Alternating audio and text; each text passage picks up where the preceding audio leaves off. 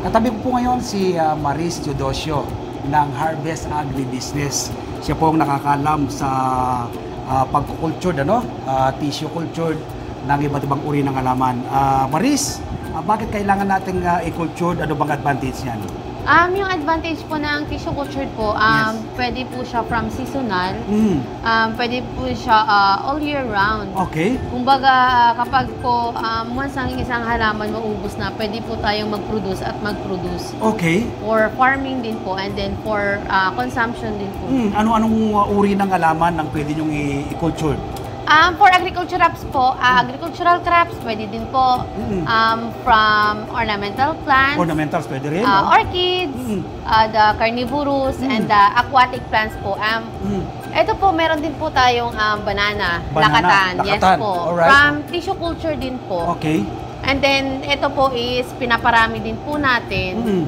And then, nilalagay din po natin siya sa tub. Okay. And then, for potted din po. How about mga fruit-bearing trees? Meron din tayo? For fruit-bearing trees po, meron din po tayong strawberry. Strawberry, wow! Yes po, sir. Meron po tayong strawberry. And then, we have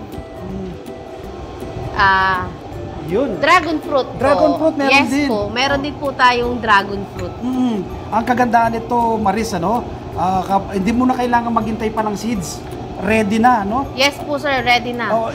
Sa isang boteng ganito, Maris, mga ilang puno na halaman ang makukuha natin. Kagaya ito, siguro hindi lang 100 siguro. Ito, sir, mga yung iba po kasi dito for cuttings. Okay. Mga, kunwari, dito, pwede po tayo makakuha ng mga 50 plants, or more than 50 po. And then, itatransfer po natin siya sa panibagong ganito. Dadami at dadami na din po siya. Wow, talaga naman. From one single bottle, pwede po natin siya maparami to hundreds of bottles, thousands of bottles. Wow, talaga naman, Madali lang palang pagkukulture.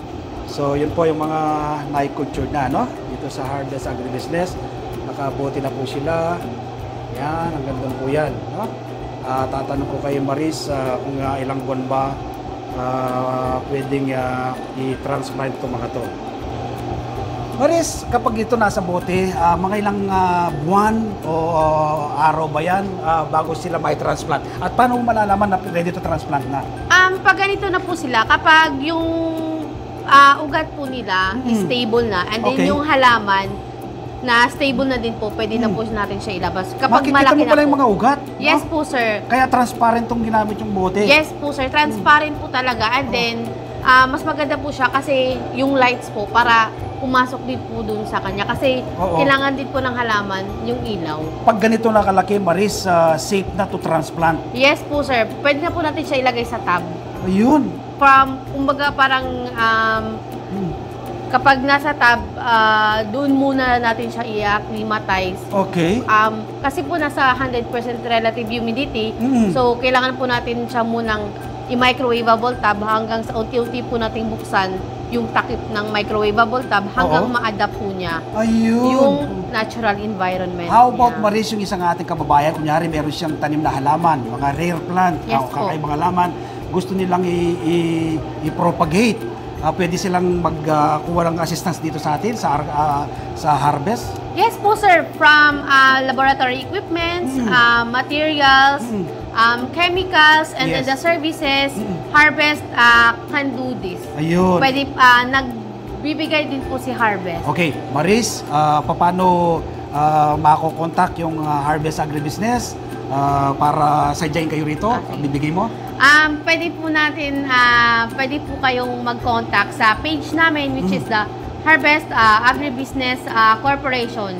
Message lang po kayo doon, and then magre-reply po agad-agad si Harvest sa inyo. Yun. Ako talaga naman, napaka-generous po ng mga empleyado dito sa Harvest Agribusiness.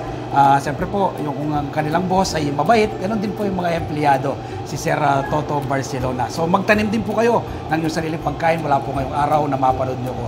Salamat po. Happy farming and God bless.